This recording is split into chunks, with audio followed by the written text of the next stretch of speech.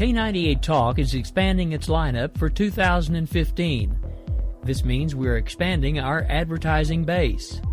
Whether you're a startup trying to push through to the next level or an established business trying to supplement your advertising budget, web-based advertising is a solid investment. Thanks to Talk's newest partnership with TuneIn Radio and instant access to our sister station, K98 FM, we give you worldwide access at a reasonable cost. Interested parties should email us at advertise@k98talk.org.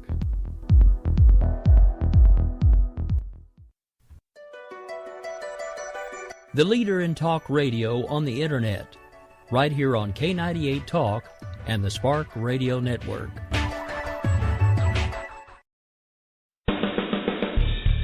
They say we offer simple answers to complex problems, but perhaps there is a simple answer.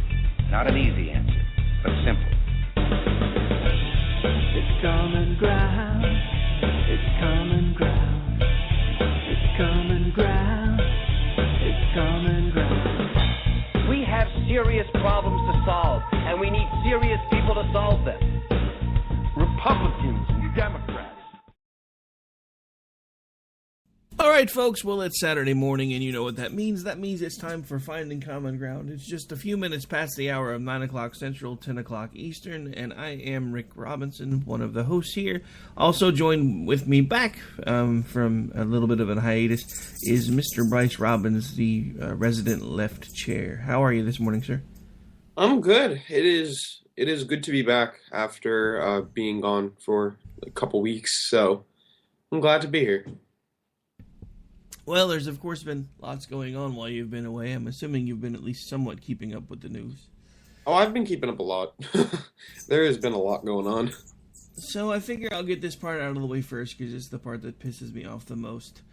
We have a little bit of a TPA update for you here this morning, folks, right here, straight from K98 Talkville.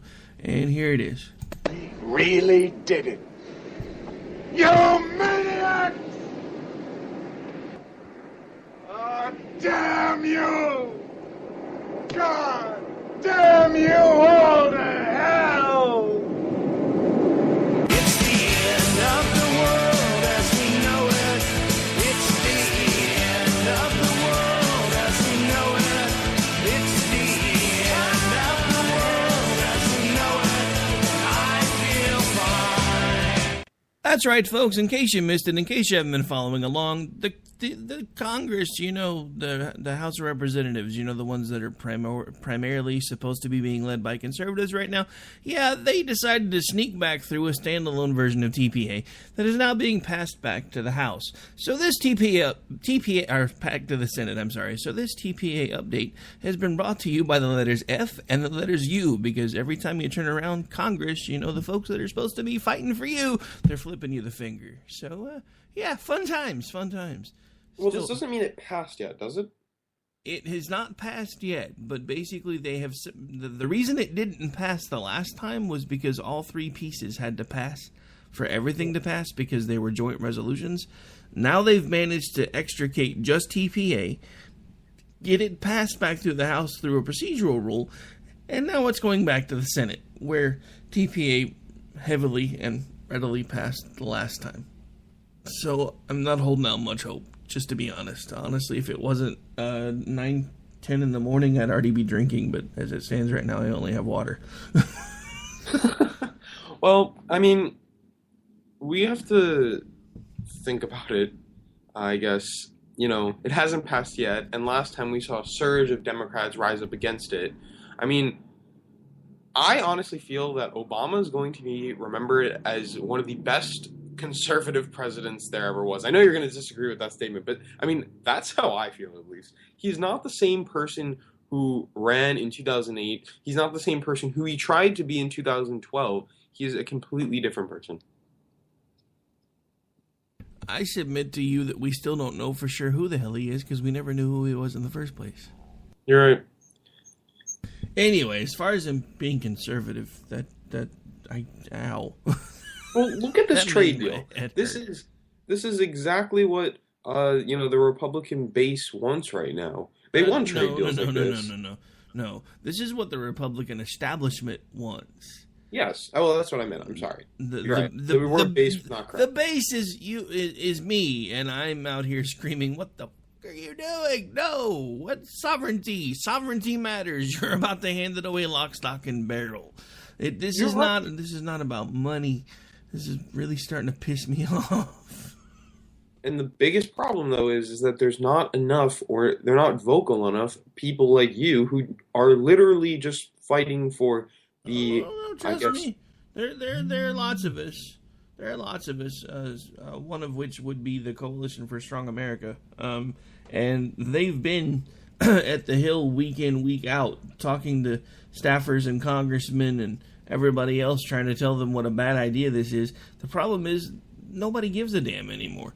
They're only in D.C. to serve themselves. And if you don't believe me, look at what's happened with Ted Cruz, because he went over there. He was sent up there as a Tea Party member. You know, freedom, liberty, limited government. The first chance he gets, he's like, "Oh, sovereignty! What the hell is that?" Here, yes, I'm voting for this.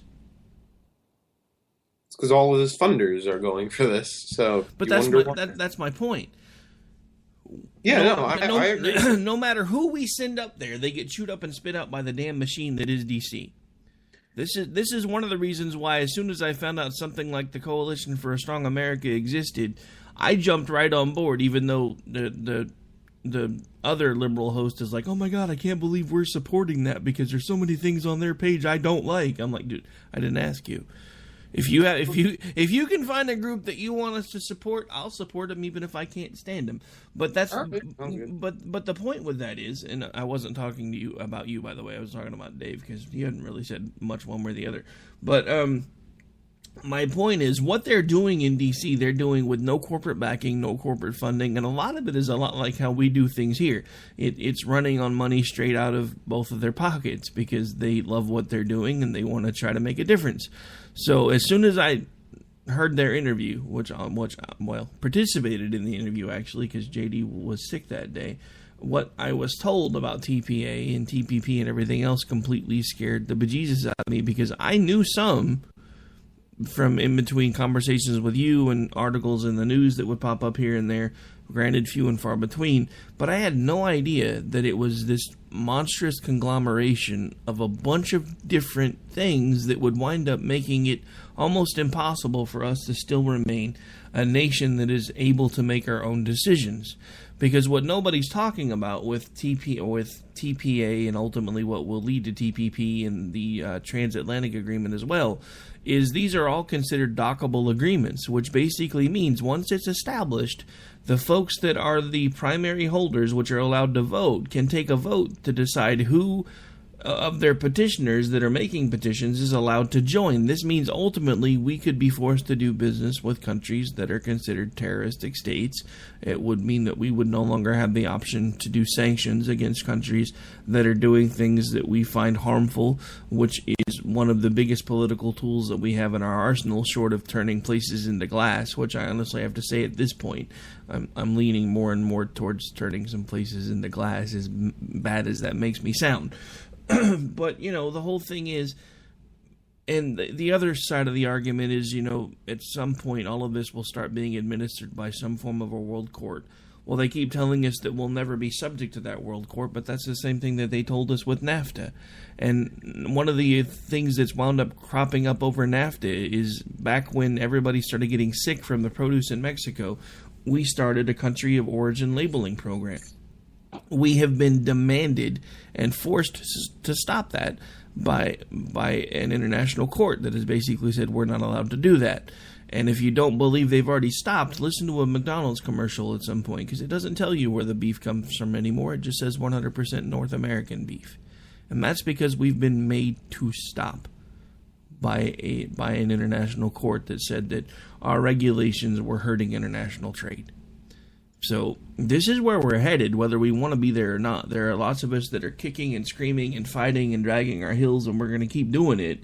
But the establishment folks on both sides of the aisle actually want this mess. What freaks me out, and I'm just going to be completely honest, and then we're going to move on because I've already taken up more time with this than I really wanted to. What freaks me out is that for a short time, I was in complete agreement, well, at least in this particular issue, with Nancy Pelosi and Bernie Sanders, which leads me to believe that we are about to have bigger problems than I thought. You could accept the fact that this city is headed for a disaster of biblical proportion. What do you mean, biblical? What he means is Old Testament, Mr. Yes. Mayor. Real wrath of God type stuff. Exactly. Fire and brimstone coming down from the skies. Rivers I'm and telling seas you, it's got to be boiling. the end of the world if I'm siding with Bernie The Sanders. dead and rising Nancy from the Pelosi. grave. Human sacrifice, dogs and cats living together, mass hysteria. But you know what? I mean, just to kind of hit you when you're down when you said that, Bernie Sanders and I found when I listened to all of Donald Trump's speech, they have one thing in common. They don't care They're what both they crazy? are going to say. Because Donald Trump has the billions of dollars and doesn't need the backers, so he's not going to lose anybody. He's going to fund his campaign. And he literally said straightforward, Washington is run by the special interest groups, and I'm not going to be using these backers because I don't want to be run by the corporations. I mean, I don't agree with a lot of what he said or how he would go about doing it, but you know what? Donald Trump speaks to the people, and I think he's actually going to be a huge problem for your party come this election. So wait, hang on a second before you go any further. You Yeah. said Donald Trump doesn't need backers because of why? He's worth $9 billion. $8,737,540,000. Thanks for clearing that up, Donald. Thank you. Sorry. Well played. Very well played. So you have that guy, and you have Bernie Sanders, who is more of the grassroots. I'm not going to get funded by the billionaires, and I think that is the ideas that you need. I think you need people like that in Washington because those are the people who aren't going to be swayed by, uncommon sense bills like the TPA and the TPP. So I guess we just need more Sanders, Trumps, and people like that. So, I'm going to have to do some research into Sanders because honestly, I hadn't really done that yet. But I have to tell you, the only thing that honestly completely just has my skin crawling with the guy is he's an avid socialist, and I can't do that. Well, hang on. A lot of people think it's very bold when he says, yeah, people ask him, are you a socialist? He goes, yeah, I'm a socialist. I'm a democratic socialist. I really think we need to stop assuming that socialism is, the entire redistribution of wealth, communism, Russia, that type of era socialism. What he's talking about is more, the Scandinavian style, because his core belief is that, nobody should go without health care. We should have a single-player program. Nobody should, go hungry. And he was amazed in one speech. It amazed me. He said, 40 million people go hungry in the richest nation in the world. And that amazes him. And it should, that everybody should be fed. Everybody should have access to clean drinking water. Everybody should have access to tuition-free public education. And the thing is, that's not a weird idea because that was around. There was a time in this country during the 1950s and 60s where we did have access to free public education for higher education. And that led to the best... I think you're confused because I know part of what you're about to bring up or that you've brought up in the past is about the GI Bill. I know... No, not about the GI Bill. This was just in general. That, for example, Berkeley College in California.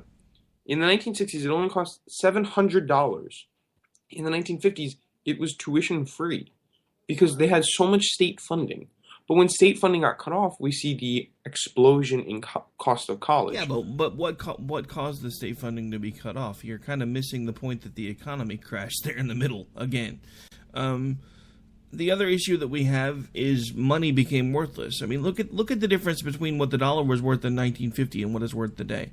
I mean, there were people that I know that were working regular wage jobs in the 50s, and they were making like $100 a month. And it was enough for them to pay their bills because it only cost them a nickel to buy a loaf of bread. I mean... You're right, and I think a lot of that is contributed to, if you look at how much production has continued to increase while wages stayed stagnant. And then you want to look at, well, why have wages stayed stagnant? And I think a lot of it has to do with, busting of unions, or the fact that unions became too powerful and then needed to be busted. I blame it. You are really you should really consider yourself lucky that you threw that in there, because I was about to start going off on Detroit again. Oh yeah, no, I know, and I mean I do believe that in the 1970s we hit a period where we have unions either becoming too powerful and needed to be busted, or we see companies then I guess riding on that and then shutting down, breaking up unions. And the thing is, there's a song by Peter Seeger. He says, the unions make us strong. Solidarity forever. It's actually not a bad song, but and the point of the song is that exactly what it says. The union makes us strong. And I feel that we need to go back to a time where we had a very strong working party, but not to the point where it makes businesses unprofitable. So, and I think that what Bernie Sanders says about raising the minimum wage, I do think that's needed to at a point. And I mean, I think that should really be a state by state basis, because the cost of living in, New Jersey is probably going to be a lot higher than somebody living in Kansas. So obviously the minimum wage in Jersey should be higher than the minimum wage in Kansas. But I do think that there should be a baseline minimum. I don't know if 1010 is the right number, but I know it should be probably a little bit higher than it is now. I've said it before and I'll say it again. If people like Bernie Sanders and other politicians want businesses to pay folks better money, they need to give them incentives to do it. It's called a carrot approach, not a stick. The simple fact of the matter is, if the government would set their sights on what they want the minimum wage that a company should pay should be, they can set that amount and then say, this is what we're going to do. We're not going to force you to pay people this amount. What we're going to do, though, is once you get to a point where you're paying a certain percentage of your workforce population above this dollar amount that are at your entry-level positions, then we will start giving you tax breaks. There are ways to get this done without it being a political issue, without it being a political football. The problem is nobody really wants to get it done, because then what's going to happen when we fix minimum wage? It's going to be one less thing that people can complain about. People that are in political power do not want this stuff fixed. They want it to be here so that we can continue to do what we've been doing. Our political system has become Einstein's definition of insanity. What we do is we give one side a vote for a while, because they tell us that they're going to fix the things that the last side screwed up the last time they were in power. So we give them a vote. Then they don't fix anything. If anything, they make it worse and do a lot of the things that the other side was doing that they said were bad when it was their turn to do it. And then so we get mad at them after a few years and we vote the other side in again. And we keep doing this over and over and over again. And the simple fact of the matter is, no matter who tells you what they want to fix, they don't want to fix shit. Because if it's fixed, they don't need us. Rick? Yeah. Hello? Hello, you there? I'm here. Can you hear me? Yeah. You must have, blown something. Yeah, probably. All right. But yeah, so I mean, the biggest problem that we have is they really don't want these things fixed, because then it's less things that they can talk about and complain about when it's their turn to try to fight for power. And that's what's really starting to get on my nerves. And it's become really apparent with all of the crap that we're going through right now. Because now we have the same folks that were bitching when Nancy Pelosi said, you have to pass the bill before we can find out what's in it. Paul Ryan just said the exact same shit. You'll find out what's in the TPA bill when it passes. Problem is, I mean, I agree with what you just said. And I think we can agree that I think the TPA and the TPP ultimately is going to be a lot harder to get rid of than Obamacare. And I hope that we get rid of both, and I hope that we can replace both with something that makes more sense. Yeah, except the problem is I think you and I disagree with what's going to make more sense. I'm actually curious. Can I know what you think makes more sense? Well, I can tell you that my biggest problem with the whole concept of socialized medicine, socialized education, and all these other things that we all think need to be free, there's no such thing as anything in the world that's free. Of course. And the problem that we're going to have is, what the hell are we going to do with all of these programs when we run out of other people's money? Okay. Yeah, no, that's a valid point. Okay. I mean, yeah. All right, let's move on, I guess. So, actually, there is. Let me see if that other clip is finally ready. Because that is the next thing that I kind of wanted to talk about. Then we'll take a break a few minutes late since we started late. No problem.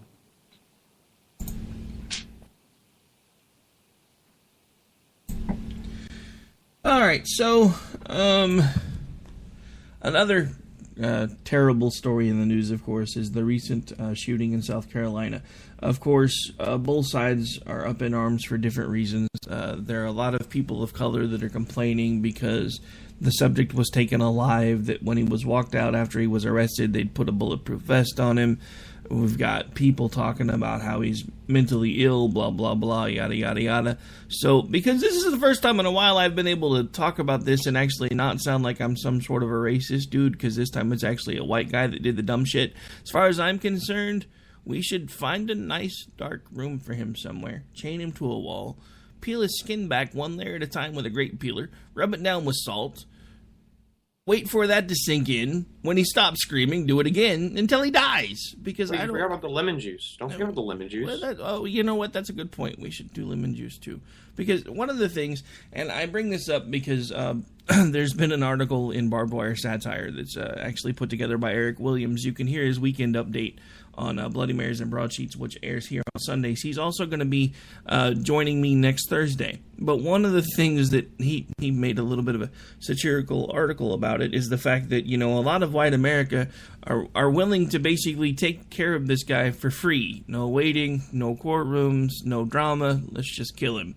And I have to completely agree with that, because the simple fact of the matter is he's a nut job who never should have gotten a gun.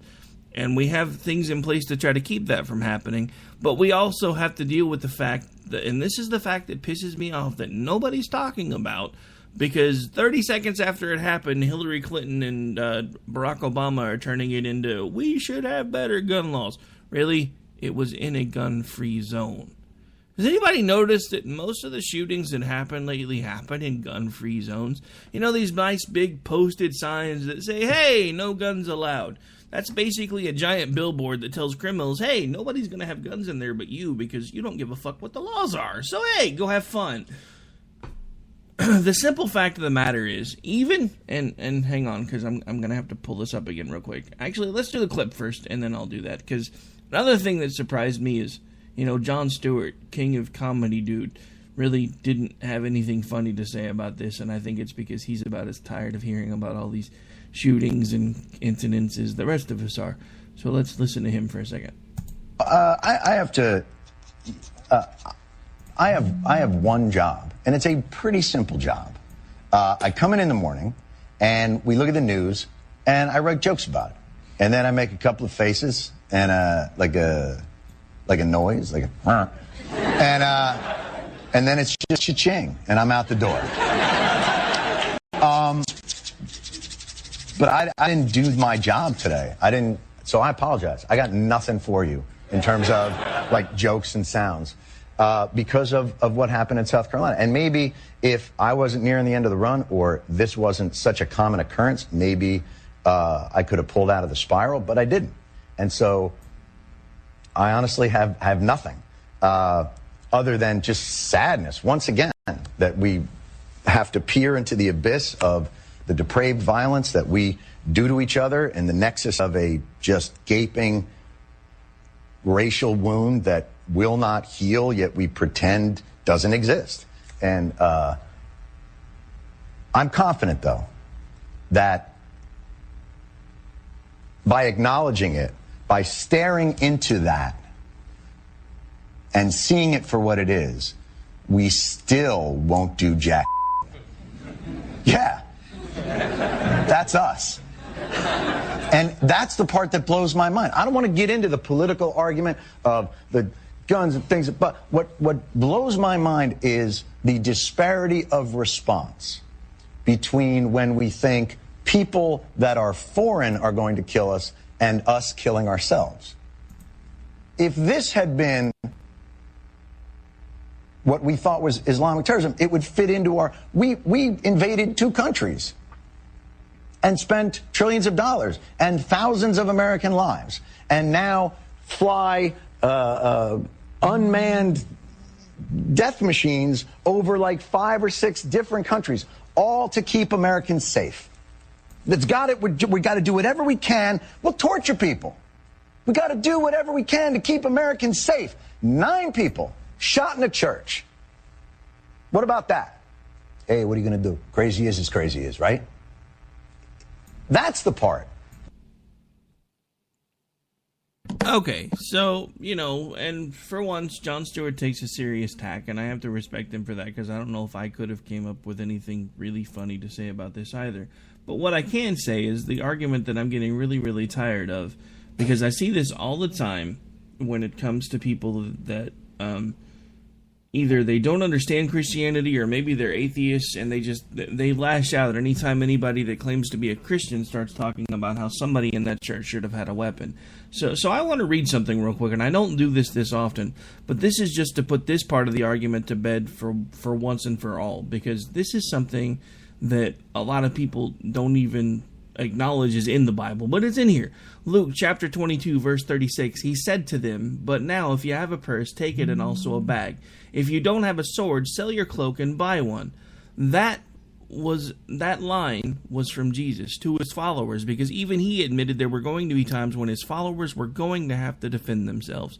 So the simple fact of the matter that we keep in this day and age, where we have people that have access to weapons and we have things in place where we're supposed to be trying to keep them from being able to get to those weapons, but it doesn't always work. The fact that we keep having this argument where, well, if you're a Christian, you're supposed to turn the other cheek. That's fine unless they're trying to blow the damn thing off.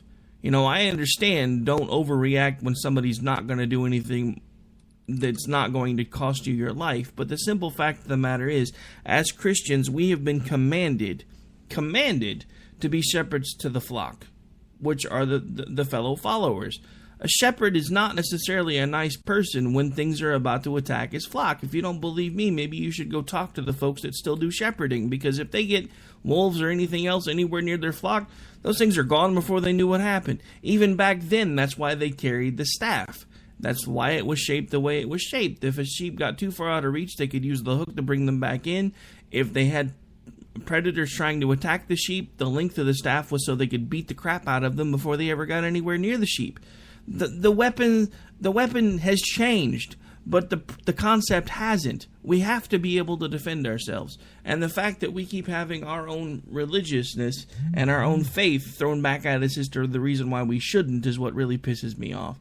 Because the simple fact of the matter is there shouldn't be gun-free zones, because there's not going to be any way.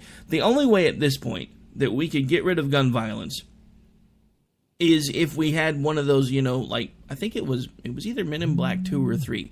The one where they opened up the Statue of Liberty and suddenly this giant neuralizer was actually in the torch. If we could find a way to fire one of those off worldwide and make everybody forget that we ever had anything that even remotely resembles a firearm, then we could probably wind up having a gun-free zone. But then we would need rock-free zones and bat-free zones and hammer-free zones, because the simple fact of the matter is people kill people when they get pissed off, because we're not very nice when it comes right down to it in our core.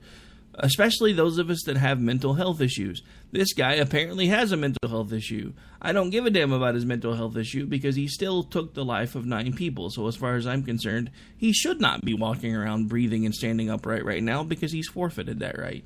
And if that makes me sound harsh, I don't give a damn. I agree with you on a lot of what you said. Do you know what gun he used by any chance? No, but honestly, because I haven't really taken much time to research it, because if I did, I was going to be, really, really cranky, and tomorrow's Father's Day, and I don't want to be cranky on the day before Father's Day. That's true. Because my argument is always that I'm a pretty pro-gun person. I do believe people do have the right to bear arms, and I think that it is a necessary right, because look at Mexico. They almost copied our Constitution, minus the part to bear arms, and you have drug cartels that run rampant and hurt people a whole lot.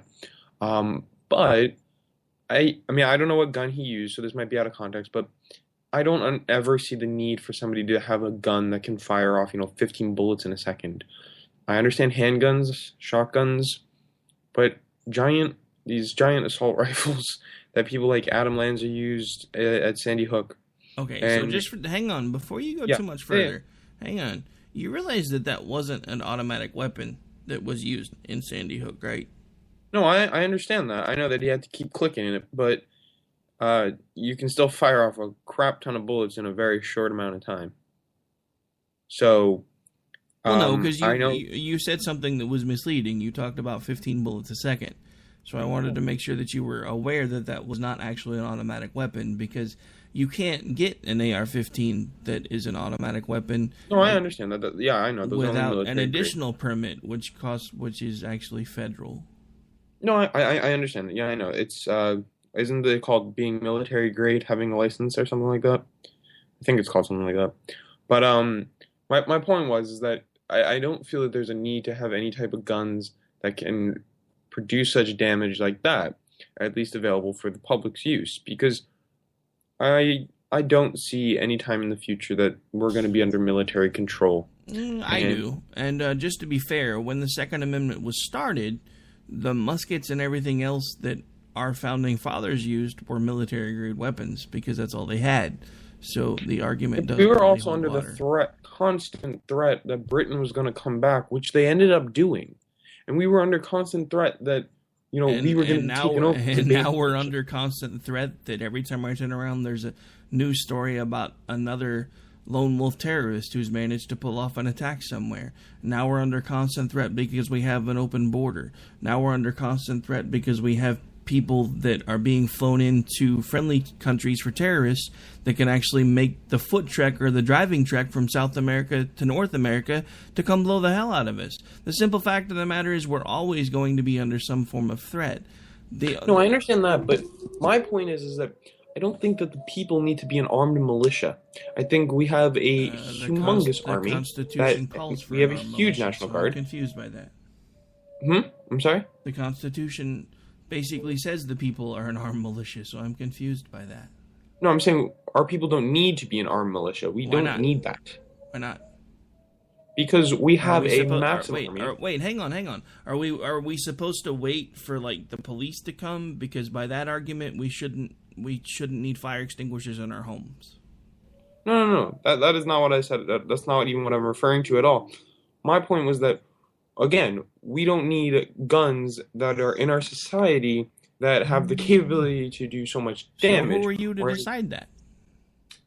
I just, based off what has happened. I mean, from what we see is that we're not doing anything. We're not. So basically what you're saying is we should roll back the protections of the Second Amendment. So does that mean we should roll back the protections of the First Amendment and go back to, teletypes and printing presses?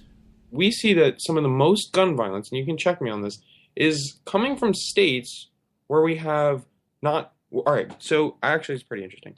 You either have the least amount of gun control or the most amount of gun control is where states are having the most gun incidents. Where we have a moderate amount, where we're limiting assault weapons, that is when we're seeing actually effective rates of gun violence declining. I mean, that's also coupled with effective policing. I'm sure there's other externalities that play into it. But I think that there's a place right in the middle. Me, personally, I'm a very pro-gun person. I mean, to me, it makes sense. I definitely support the right to bear arms. What are we supposed to do when the criminals get the assault weapons, but we can't get to them anymore? See, that's the problem. They shouldn't have them in the first place. They shouldn't be allowed anymore. We should be banning them because this guy apparently. Okay, so hang on a second. Hang on, back up. Because here's the problem, and this is the slippery slope, and this is the thing that I have with it all the time. When we start banning things because we don't agree with them, eventually somebody else is going to get the turn at the ban hammer. I don't know if you can say that necessarily for this. Yeah, I can. Listen, it's the same damn argument that's been going on with this whole gay marriage thing and everything else for the longest time. Is these people are normal, we have to let them have this, and now we have all of these other people that are coming out of the woodwork that want to marry their kittens. But this is how human nature works. Somebody else is going to get a turn, and the simple fact of the matter is Once we start banning weaponry, somebody else at some point down the road who doesn't want weapons at all, or doesn't like semi-automatic pistols, is all of a sudden going to say, well, there's no reason for the American citizen to have a semi-automatic pistol.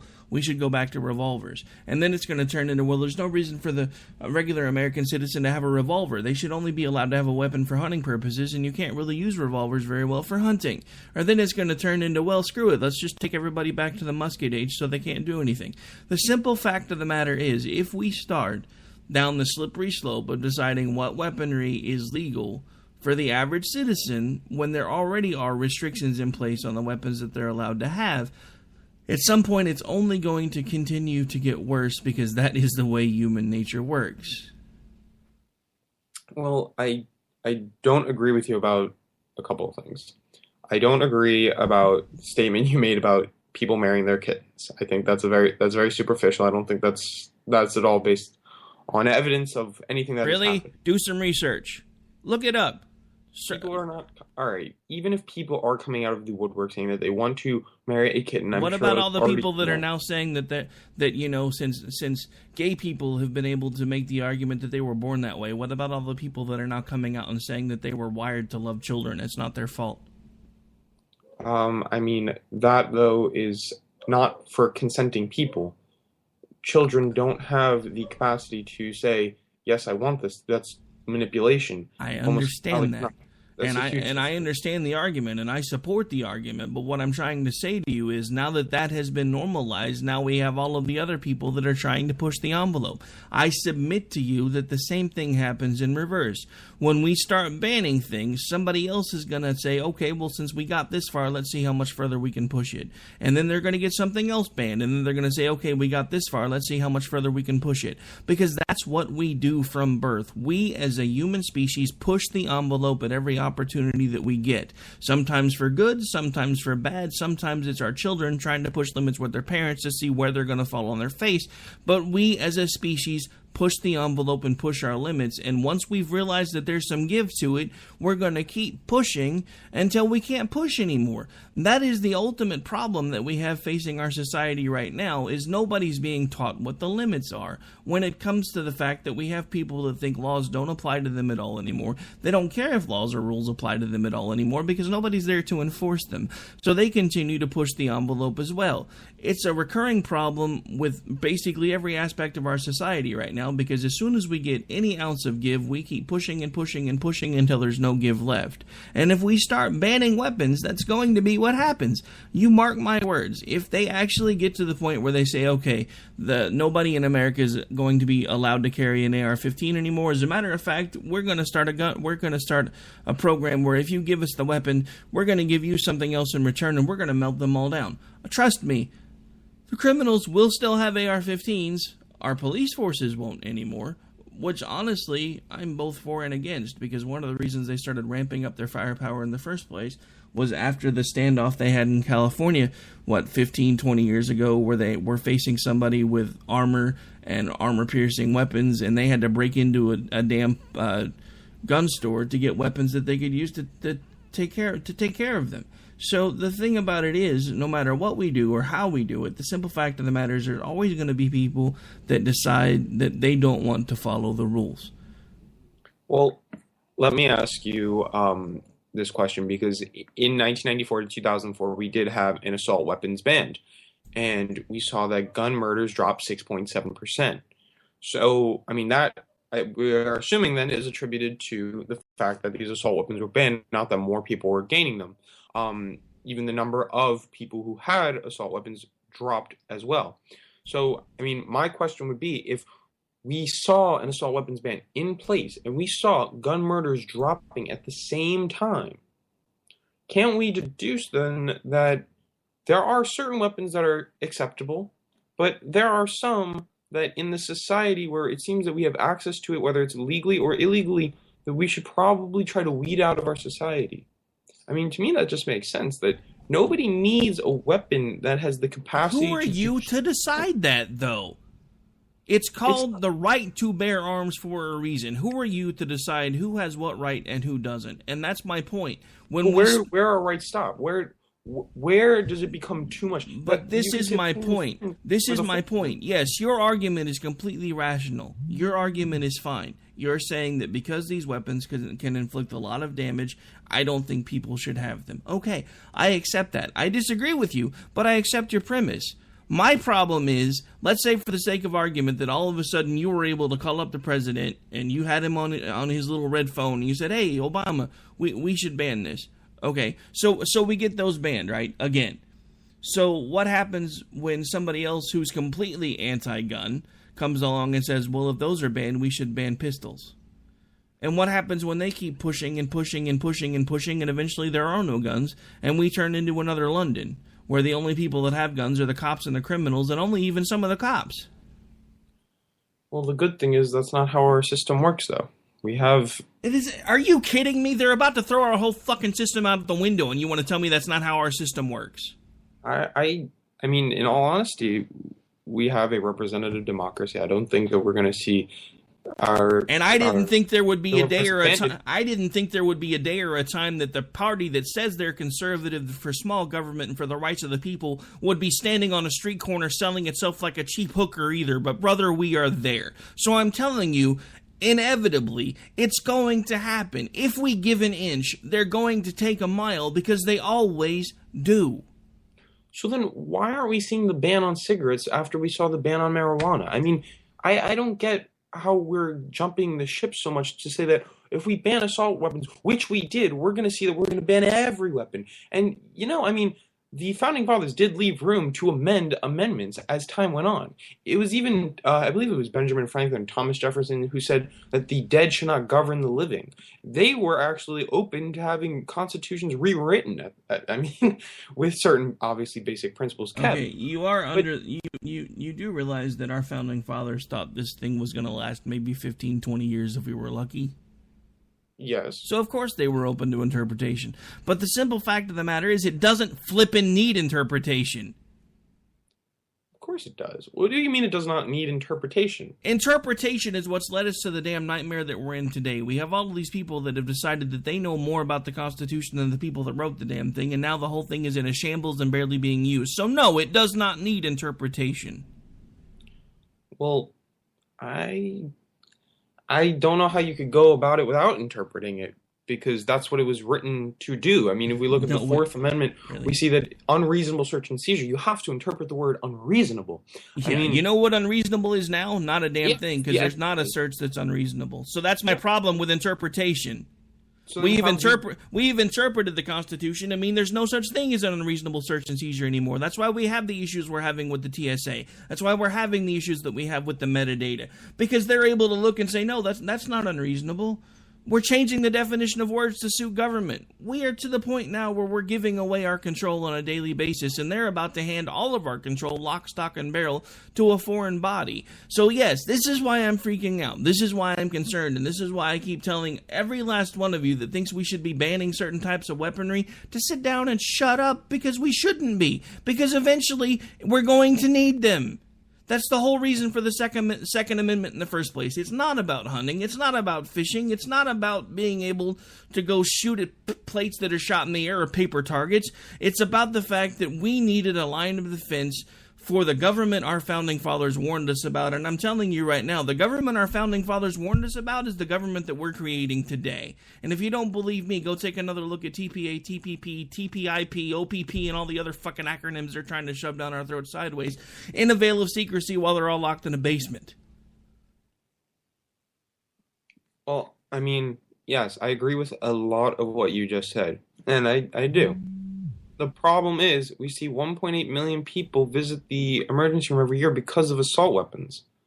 There is a problem. There is a inherent problem that people, not honest, good people, are getting access to these weapons. The answer is not flood everybody. So what are we going to do? Melt them down? We gonna make people forget how to make assault weapons? This is the part you're not following. No matter what we do, no matter what steps we take, somebody's going to make them. Somebody's going to find a way to get them. So we need to be on a level damn playing field. But at this point, we have so blown the schedule, we've got to take a break. All right.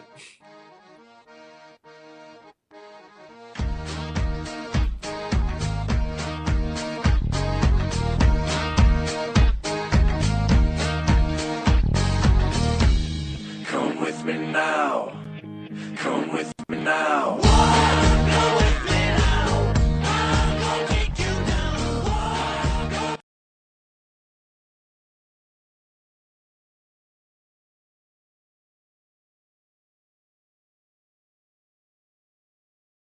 This is Misty, owner of Wax It Studio in Edmond, Oklahoma, and I'm here to talk to you about a skincare product called Theramedics. Theramedics has a wonderful line of products from anti-aging to hyperpigmentations all the way to acne. In fact, everyone at some point in our life is affected by acne. Acne can cause a great deal of embarrassment and anxiety, and in order to prevent and help other people, I have tapped into this wonderful product called Theramedics. Visit my website at www.prettyskindeep.com. Again, that's www.prettyskindeep.com.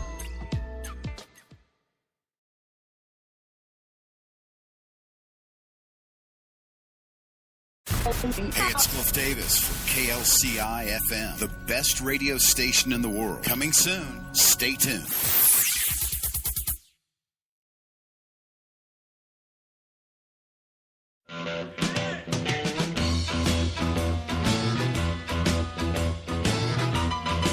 Red Nation Rising brings you Town Hall Radio. From a single tweet to 3 million a month, our community is a force to be reckoned with on social media. So don't miss our show, Thursdays, 8 p.m. Eastern on K98 Talk. Our chat room is our co-host, and you ask the question. Join us and be heard. So get ready to sound off on Red Nation Rising Radio. No one else is going to do it for you. There's a wild, wild whisper blowing in the wind, calling out my name like a long lost friend.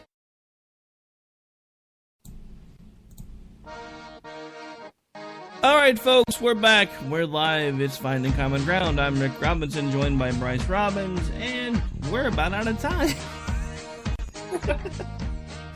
Wow, we completely moved the schedule today.